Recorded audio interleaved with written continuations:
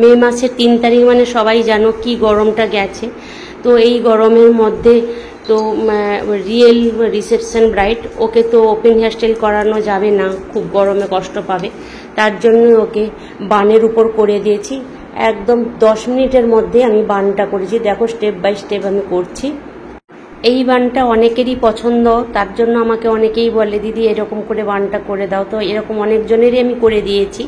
তো সৌমিতাও বলেছিল যে দিদি তুমি এইরকম বানটা ওকে করে দেবে, আমার খুব পছন্দ ওই বানটা। তো তার জন্য আমি করে দিয়েছি খুব কম সময়ের মধ্যে অ্যাডভান্স হেয়ারস্টাইল, 10 মিনিটের মধ্যে অ্যাডভান্স হেয়ারস্টাইল। তো এটা মানে বলতে হবে খুবই কম সময়ের মধ্যে করা হয়েছে, আর এবং দেখতেও খুবই সুন্দর। আমার কাজ যদি তোমাদের ভালো লাগে তাহলে তোমরা বুক করতে পারো, এবং স্টুডিও বুকিংও অ্যাভেলেবেল আছে। স্টুডিও বুকিং করলে অফার আছে। যারা অ্যাডভান্স হেয়ারস্টাইল সম্বন্ধে জানো যে ওর কতটা টাইম লাগতে পারে, তো তারা ভালো মতোই জানে যে অনেক টাইম লাগে। তো সেই জায়গায় এত কম সময়ের মধ্যে কাজটা শেষ করেছি।